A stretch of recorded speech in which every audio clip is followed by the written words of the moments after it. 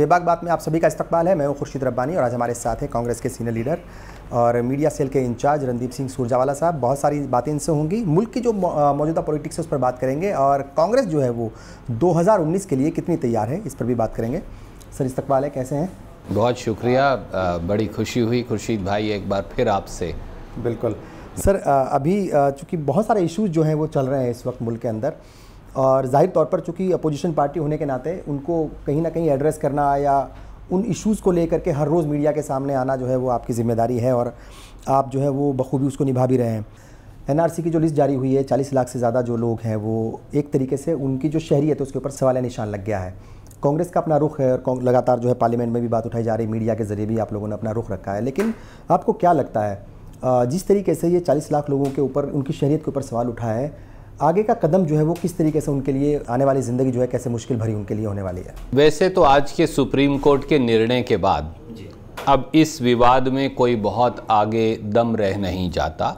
Supreme court ने आज एक अच्छा निर्णय करते हुए सरकार को ये हिदायत दी, पहला कि वो इन 40 लाख लोगों के खिलाफ किसी प्रकार की कार्रवाई करना या डिटेंशन कैंप में भेजने का कार्य नहीं कर सकती।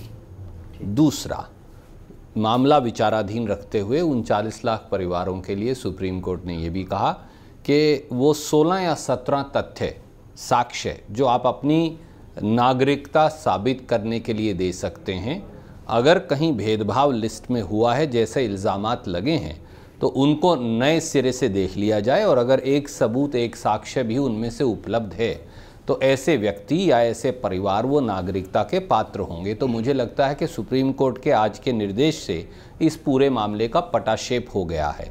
हाँ, राजनीतिक दलों को ज़रूर अब इस पूरे मुद्दे पर राजनीति करने से बचना पड़ेगा। ये उचित नहीं, जैसा आज अमित शाह जी ने कोशिश की, उन्होंने सीना ठोक करके कहा है कि हमारे अंदर दम था, हमने ये कर दिया, कांग्रेस ये नहीं कर पाई। अमित शाह जी का फॉर्मूला है देश का विभाजन करना, लोग भाई और भाई को एक दूसरे से टकराव कर वोट बटोरना। ये हमारा तरीका नहीं। क्या अमित शाह जी उस समय राजनीति के ज्ञाता हैं या थे भी राजनीति में जब राजीव गांधी जी ने असम अकॉर्ड साइन करके असम के मूलभूत लोगों के अधिकारों की सुरक्षा का वायदा किया था और जो लोग आए हैं उनमें से किसी को या उनके परिवार के आदमी के साथ भेदभाव ना हो इसका प्रावधान भी किया था? क्या अमित शाह जी ने कभी राजीव गांधी जी का जो आंसू से अकॉर्ड हुआ था वो पढ़ा भी है या केवल बयानात दे रहे हैं? डॉक्टर मनमोहन सिंह जी ने सब पक्षों को साथ लिया और कहा कि इस प्रक्रिया को जारी करें, शुरुआत करें। और इसका दिशा निर्देश कहां से आया? बीजेपी ने दिया था, ना तो वो वहां सत्ता में थे ना वो दिल्ली में सत्ता में थे।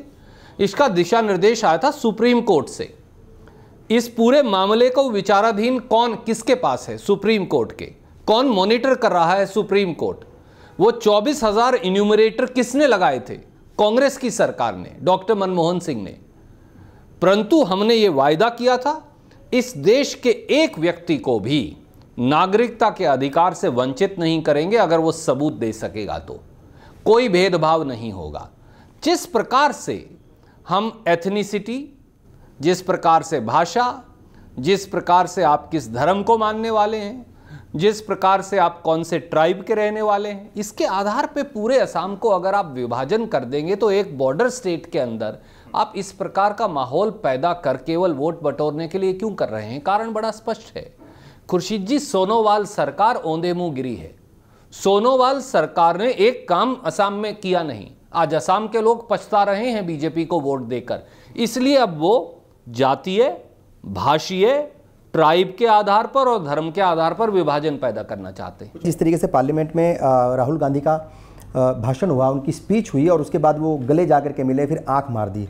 आपको लगता है आपके पास जो फीडबैक है वो क्या, मतलब उस फीडबैक की बिना पर आप ये कह सकते हैं कि वो जो पूरी बातचीत थी और वो जो पूरा फिर राहुल गांधी का एक्ट था, क्या वो एक मैच्योर पॉलिटिशियन के तरह था, उसके हिसाब से था? जी बिल्कुल। देखिए खुर्शीद भाई, राहुल गांधी जी ने क्या मुद्दे उठाए? राफेल में जो भ्रष्टाचार हुआ, मोदी सरकार में अन्य मुद्दों पर जो भ्रष्टाचार हुआ उसका, देश के किसान को न्यूनतम समर्थन मूल्य नहीं मिलता इसका, देश में युवाओं के पास रोजगार नहीं इसका, देश में जीएसटी और नोटबंदी से धंधा चौपट है इसका, देश की अर्थव्यवस्था औंधे मुंह गिरी है इसका, देश में राष्ट्रीय सुरक्षा को जो खतरा है डोकलाम से लेकर और जम्मू कश्मीर की सीमा पर घुसपैठिए जो पाकिस्तान से आते हैं उनका, और आखिर में उन्होंने कहा मोदी जी इन सबसे बड़ा इस देश का सद्भाव और सदाचार है। आपकी राजनीति ने, भाजपा की नहीं, मोदी जी और अमित शाह जी की राजनीति ने इस देश में भाई को भाई से लड़ाकर आज नफरत का जहर फैला दिया है। लोग एक दूसरे को मारने पर उतारू हैं। इसको बदलकर देश को एक दूसरे के गले लगने की आवश्यकता, और कहा मैं पहल आपको स्नेह देकर, आपको सम्मान देकर मैं उससे करता हूँ। उसके बाद जब वो भाषण खत्म हो गया, जब वो पूरी बात प्रधानमंत्री हक्के बक्के रह गए, बड़ा गुस्से हुए, बीजेपी के लोग भी विचलित हुए। उन्होंने कहा कि आप नफरत से घिरे हैं, आपको थोड़े से प्रेम के आलिंगन की आवश्यकता है, जो उन्होंने दिया। प्यार की झप्पी, जादू की झप्पी, जादू के प्यार की झप्पी, इस देश के सदाचार की झप्पी, इस देश के समन्वय की झप्पी। जब वो अपनी सीट पर वापस आए तो वो और हमारे एक और सांसद ज्योतिरादित्य जी, दो व्यक्ति, मैं और खुर्शीद भाई भी, आपस में क्या बात कर रहे हैं, उस स्पीच से या उनके उस एक्शन से उसका क्या मतलब है? क्या दो मित्र जब बैठते हैं तो कभी हंसी मजाक नहीं करते? मोदी जी का कोई मित्र नहीं होगा, उनका तो कोई अध्यापक भी नहीं मिला, सहपाठी भी नहीं मिला आज तक, परंतु राहुल जी इस देश के आम नागरिक की तरह हैं, नौजवानों की तरह। वो एक दूसरे से हंसी मट्ठा भी करते हैं, वो एक दूसरे से वार्तालाप भी करते हैं। दो नौजवान जिस तरह से एक दूसरे से वार्तालाप करते हैं उसका इससे कोई कनेक्शन। हाँ, चूंकि बहुत सारे लोगों से हमारी भी बात हुई, बहुत सारे लोगों का फीडबैक मिला। लोगों का यही कहना था कि राहुल गांधी को ऐसे नहीं करना चाहिए था, स्पीच देनी थी, जाकर के बैठ जाना था, थोड़ा सा मिच्योरिटी दिखी। दूसरी बात यह है कि राहुल गांधी जो भी इश्यूज उठाते हैं, चाहे वो भागीदार और चौकीदार की बात कर लीजिए या चौकीदार भागीदार की बात कर लीजिए, चाहे वो जो उद्योगपति हैं उनसे रिलेशनशिप की बात कर लीजिए कि भाई किस तरीके से हुकूमत उनको बढ़ावा दे रही है या उनको सपोर्ट कर रही है, प्राइम मिनिस्टर लगातार उन तमाम इश्यूज़ को अपनी तरफ जो है डाइवर्ट कर रहे हैं। वो कह रहे हैं कि हाँ, मुझे फ़ख्र है कि मैं भागीदार भी हूँ और चौकीदार भी हूँ, मुझे फ़ख्र है कि मैं जो इंडस्ट्रियलिस्ट हैं उनको मैं बढ़ावा दे रहा हूँ और पर्दे के पीछे से मैं कोई काम नहीं करता। मेरा सवाल ये है कि आप जो भी इश्यूज़ को उठाते हैं, जिन इश्यूज़ को हवा देते हैं, प्राइम मिनिस्टर जो है वो अपनी तरफ उसको मोड़ने में सक्षम है या फिर जो है वो उसको मोड़ लेते हैं? प्रधानमंत्री जी आजकल घबराए हुए हैं, कुछ भटकाने की भी कोशिश करते हैं, लड़खड़ा भी रहे हैं, कभी गुस्सा है, कभी इस प्रकार की भाषा का इस्तेमाल करेंगे जो उनके पद के लिए मर्यादित नहीं। प्रधानमंत्री जी ने आपने उद्योगपतियों की बात की, क्या ये सही नहीं कि इस देश में 60 साल जब कांग्रेस का शासन रहा तो औद्योगिक विकास जो उद्योगपति करते हैं उसकी दर थी 6.6%। ताज़ा आंकड़े जो मई 18 के हैं वो गिरकर रह गई 3.3%। ये है औद्योगिक विकास। चंद उद्योगपतियों को, 2 या 3 उद्योगपतियों मित्रों को पैसा कमवाना उद्योगपतियों के साथ खड़े होना नहीं। मोदी जी उद्योगपतियों के बारे में पूछना है तो जाकर आप सूरत के उद्योगपति से पूछिए वो कितना बेहाल है, 65% धंधा बंद हो गया। जाकर डायमंड मर्चेंट से पूछिए बंबई और सूरत के, उसका 50% से अधिक धंधा बंद हो गया सर, लेकिन सपोर्ट जो है वो इलेक्शन में फिर भी वो मोदी को ही होता है। जाकर पानीपत और तमिलनाडु के उद्योगपति से पूछिए जिसका धंधा चौपट है, और हर आम दुकानदार से पूछिए। मैं ये कहता हूं कि ना रणदीप की बात मानिए ना मोदी जी की बात मानिए, एक आप इंडिपेंडेंट टेलीविजन की तरह किसी दुकान पर जाइए, किसी छोटे उद्योगपति के पास जाइए, किसी मझले उद्योगपति के पास जाइए और वो कहेगा कि मोदी सरकार ने हमारा दम घोट दिया, धंधा चौपट है, 2019 आने दीजिए, वो जवाब देंगे। 4 उद्योगपतियों को पैसा कमवाना और अपने आप को राष्ट्रपिता महात्मा गांधी घोषित कर लेना उचित नहीं। क्या मोदी जी ये जानते हैं? मैं एक लाइन और जोड़ूंगा। क्या मोदी जी जानते हैं कि बिड़ला परिवार ने अंग्रेज के खिलाफ खड़े होकर लोहा लिया था, इसलिए महात्मा गांधी उनके निवास पर रुकते थे? अपमान कर रहे हैं आप उन उद्योगपतियों का जिन्होंने सब कुछ सर्वस्व न्योछावर कर और आजादी की लड़ाई में हिस्सा लिया। क्या राफेल में 30,000 करोड़ का ठेका लेना अंग्रेज से लड़ने के बराबर है? क्या 526 करोड़ के जहाज को 1670 करोड़ में खरीद लेना, क्या ये आजादी की कोई नई जंग है जो मोदी जी लड़ रहे हैं? ये सारा पैसा इस देश के लोगों की जेब से जा रहा है, तो बरगलाइए मत, सच्चाई का आईना देखिए।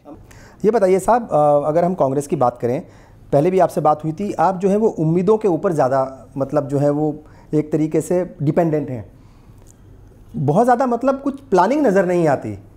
कहानी क्या है ये, मतलब ये प्लानिंग दिखती नहीं है या बताना नहीं चाहते, या फिर वाकई जो है उम्मीदों के ऊपर ज़्यादा जो है मतलब आप यकीन रखते हैं? क्योंकि इलेक्शन जो है वो एक के बाद एक हारते हैं आप। क्या उम्मीद अच्छी बात नहीं? नहीं, अच्छी बात है। उम्मीद वास्तविकता की कड़ी है। उम्मीद, कोशिश और यथार्थ फल। कर्मण्य, मैं तो कुरुक्षेत्र की धरती से आता हूँ। कैथल और कुरुक्षेत्र एक ऐसा इलाका है जहाँ श्रीमद् भगवद गीता का संदेश कण कण में है। कर्मण्येवाधिकारस्ते, मैं मा फलेषु कदाचने नहीं कह रहा, क्योंकि अब कलयुग में है जी। तो कर्मण्येवाधिकारस्ते, कर्म करेंगे, जो कर्म करेगा भगवान कृष्ण ने कहा है फल उसे अवश्य मिलेगा। उम्मीद, कोशिश, सफलता, ये 3 कड़ी हैं।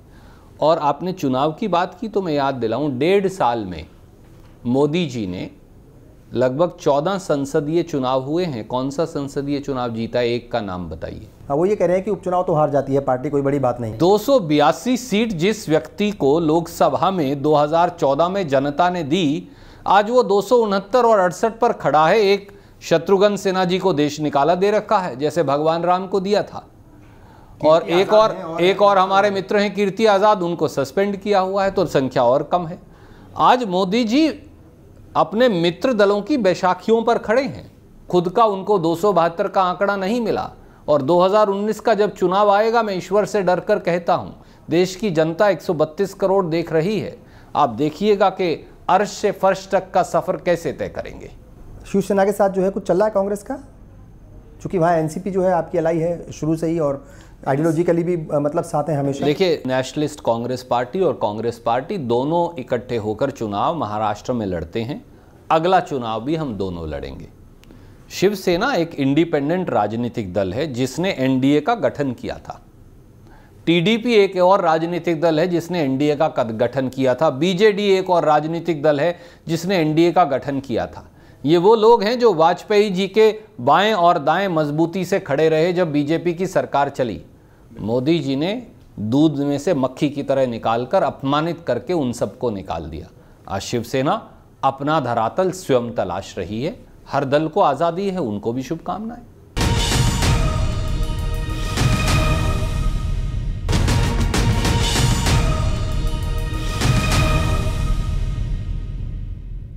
ये बताइए साहब, राहुल गांधी को लेकर के पिछले 2-3 साल में जिस तरीके से चीज़ें आगे बढ़ी हैं, तो उनको संजीदा लीडर के तौर पर देखा जाने लगा है। लेकिन अभी भी लोग ये कहते हैं, बहुत सारे पॉलिटिकल लोग भी ये कहते हैं, नॉन पॉलिटिकल लोग भी ये कहते हैं कि अभी भी मतलब उनको वो तजुर्बा नहीं है सियासत का जो नरेंद्र मोदी को है, चूँकि उनका मुकाबला सीधे नरेंद्र मोदी से वो लेकर के देखते हैं। जो स्पीच करने का, जो बात करने का या उनके भाषण का जो तौर तरीका है, वो राहुल गांधी के पास नहीं है। जो संजीदगी है वो वहाँ पर नहीं दिखती, ऐसा लोगों का एनालिसिस है। तो आपको क्या लगता है कि ये मुकाबला बहुत कड़ा है, आप मानते हैं? हर मुकाबला कड़ा होता है, पर 2 बातें बताऊंगा। मोदी जी बातों का काम करते हैं, राहुल जी काम की बात करते हैं, ये अंतर है। मोदी जी का काम है केवल बातें करना, भाषण ही उनका शासन है, शासन कोई नहीं है, उनका भाषण ही उनका शासन है।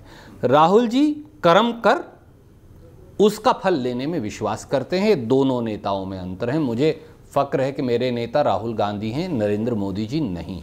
दूसरा, नरेंद्र मोदी जी तजर्बे की बात करते हैं। मैं आपसे पूछता हूं, जब उन्हें मुख्यमंत्री बनाया था तो उन्हें कितना तजर्बा था?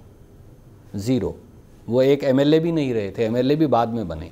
जब वो प्रधानमंत्री बने थे तो उन्हें संसद का या देश की सरकार चलाने का कितना तजर्बा था? 0।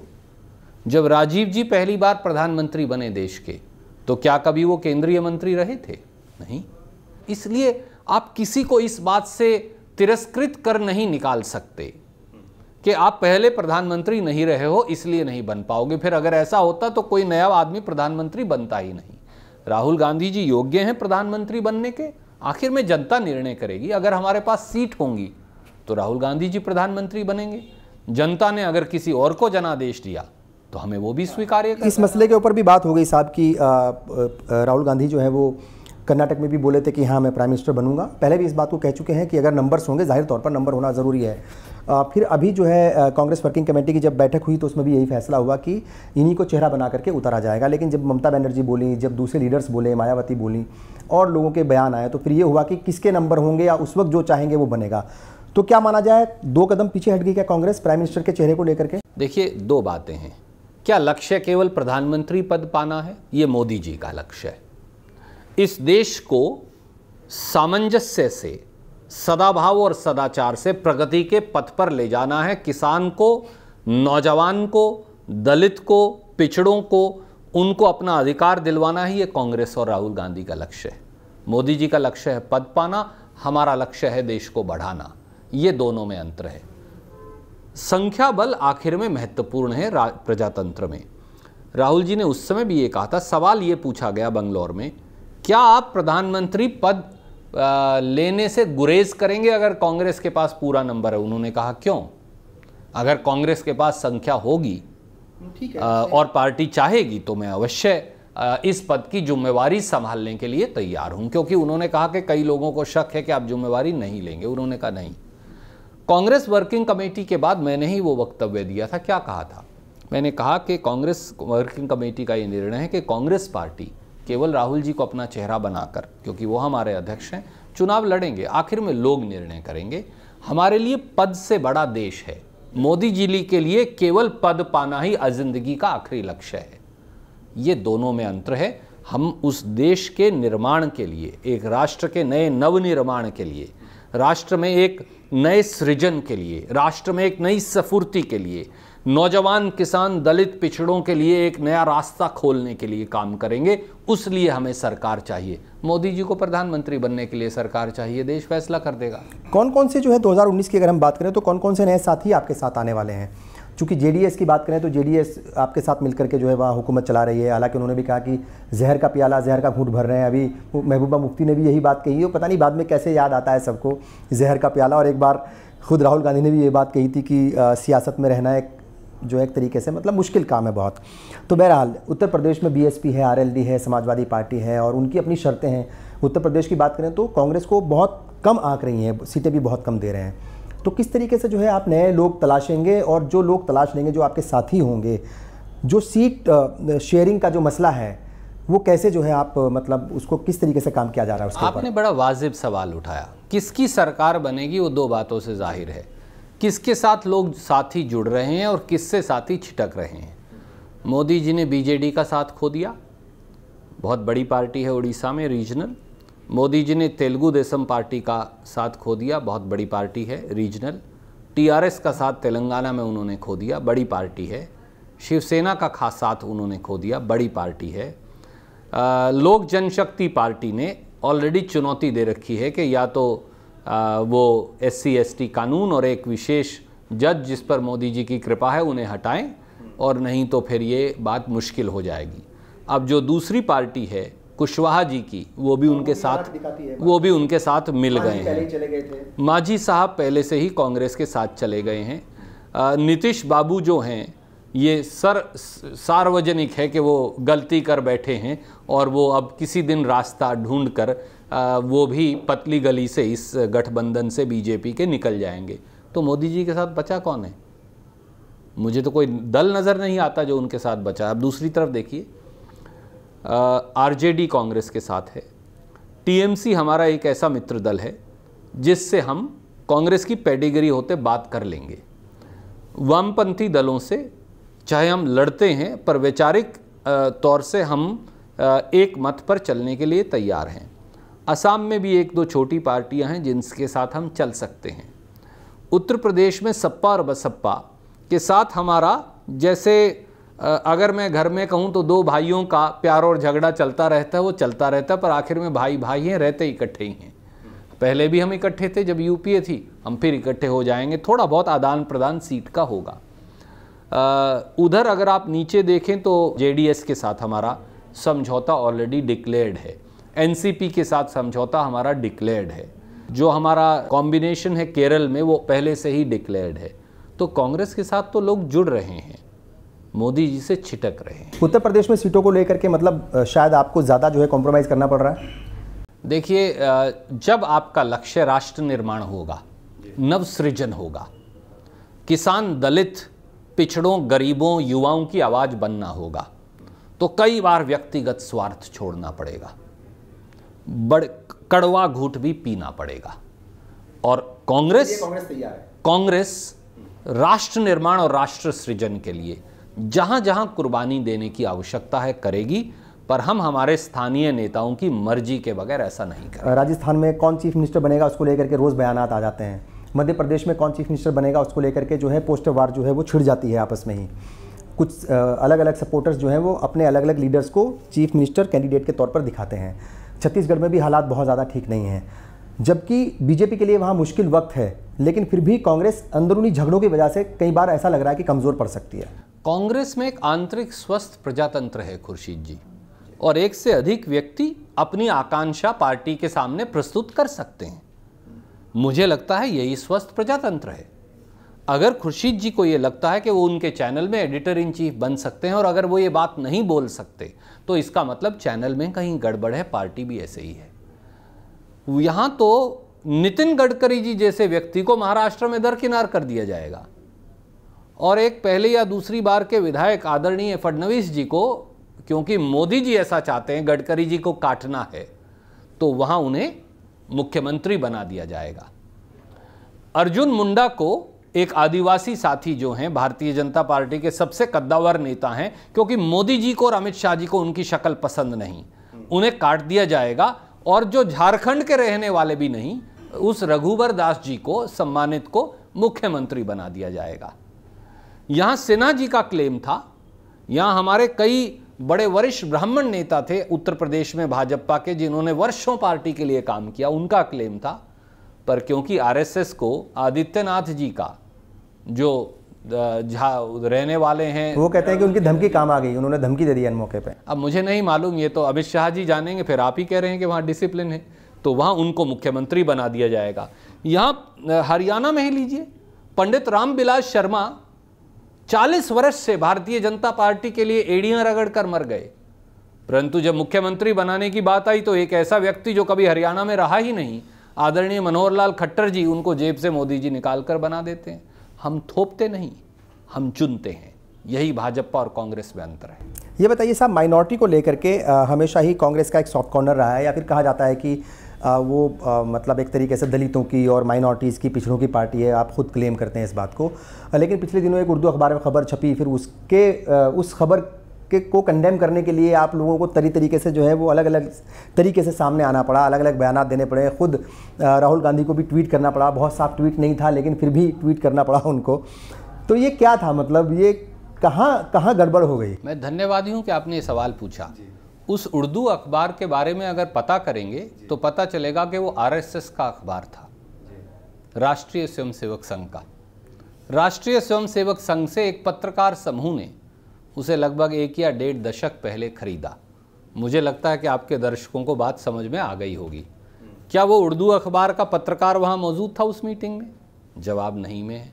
तो आरएसएस का स्थापित किया हुआ अखबार, जिसे एक और पत्रकार समूह को बेच दिया गया और जिसका पत्रकार वहाँ मौजूद नहीं, वो इस प्रकार की अनर्गल बयानबाजी क्यों करेंगे, आप खुद समझ सकते हैं। बात बड़ी सीधी है।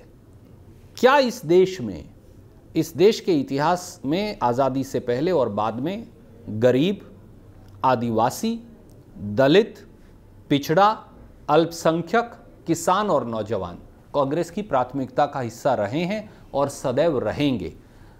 भारतीय जनता पार्टी एक एक करके, वो पहले अल्पसंख्यकों को टारगेट करते थे, अब दलितों को करते हैं, और अब उसके बाद महिलाओं को। देखिए उनका 3 बड़े सीधे टारगेट हैं, अल्पसंख्यक, दलित, महिलाएं।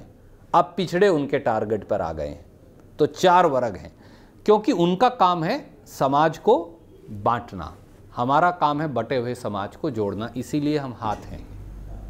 अपनी टीम को किस तरीके से आप लोग तैयार कर रहे हैं, क्योंकि जो मीडिया सेल है उसकी जिम्मेदारी आपकी है और आप खुद जो है एक ऐसे प्रवक्ता के तौर पर पहचाने जाते हैं जो बहुत ज़्यादा मतलब स्टडी करके सामने आते हैं, ऐसे नहीं आ जाते।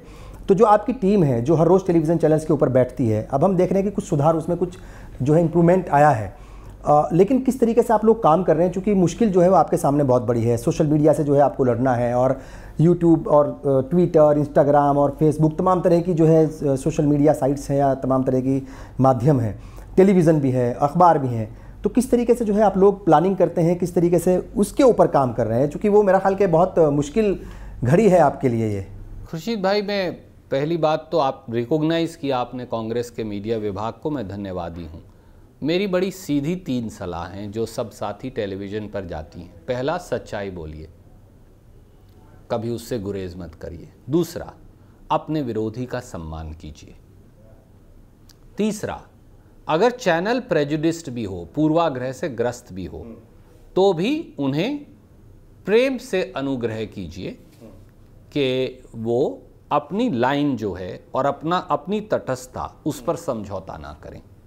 बाकी छोड़ दीजिए दर्शकों के ऊपर। कई बार कम स्पेस मिलेगा, कई बार ज़्यादा मिलेगा।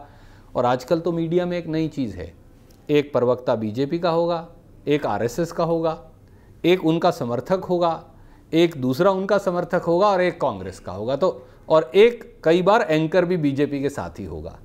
तो 1 2 3 4 5 बनाम 1 की लड़ाई हम लड़ते हैं। पर हम तो वो हैं खूब लड़ी मर्दानी, वो तो झांसी वाली रानी थी, और 1.25 लाख तो एक लड़ावा तो गुरु गोविंद सिंह नाम कमावा। ये माना जा रहा है कि वक्त से पहले आम इंतखाबात हो सकते हैं, तो कांग्रेस कितनी तैयार है उसके लिए, अगर ऐसा हुआ तो? हम बिल्कुल तैयार हैं, देश भी तैयार है, और देश कह रहा है कि अच्छे दिन आने वाले हैं, क्योंकि मोदी जी जाने वाले हैं। एक आखिरी सवाल ये कि सोशल मीडिया से बहुत सारा फीडबैक आपको मिलता होगा, लोगों से भी बहुत सारा फीडबैक मिलता होगा राहुल गांधी के बारे में, पार्टी के बारे में, सोशल मीडिया पर जो कुछ चलता है उसके बारे में, टेलीविज़न पर क्या चलता है। तो राहुल गांधी को किस तरीके से आप लोग ब्रीफ करते हैं? क्या उनको सारी सच्चाई बताई जाती है या कुछ छिपा ली जाती है? राहुल गांधी जी एक ऐसे व्यक्ति हैं, और उनकी भाषा में ये हमेशा आपको नज़र आएगा, वो कभी सच्चाई से मुंह नहीं मोड़ते। हर बात उनके समक्ष रखी जाती है, जो पार्टी के पक्ष में है वो भी, और जिसको हमें दुरुस्त करने की आवश्यकता है वो भी। याद करिए, कांग्रेस प्लेनरी सेशन में कांग्रेस अध्यक्ष श्री राहुल गांधी ने स्टेज पर ये कहा कि 2009 से 14 के बीच में कांग्रेस के नेताओं में और दल में कहीं ना कहीं अहंकार आ गया था, हमसे गलतियां हुई, हमने उन सबको आत्मसात किया और अपने आप को सुधारा है। हम देश की सेवा में, नवनिर्माण में, नव सृजन में नए सिरे से खड़े हैं। तो हमसे अगर कहीं गलती होगी, हम सर झुकाएंगे, स्वीकार करेंगे और इस देश को कहेंगे हमसे ये गलती हुई, परंतु अब हम उस गलती से सीखकर नए रास्ते पर चलने को तैयार हैं। हमसे बात की बहुत बहुत शुक्रिया सर, बहुत अच्छा लगा हमेशा की तरह। तो रणदीप सुरजेवाला साहब, इन्हें पूरा यकीन है कि जिस राह पर ये चल रहे हैं, कांग्रेस 2019 में ज़रूर जीतेगी। बेबाक बात में इतना ही, आदाब।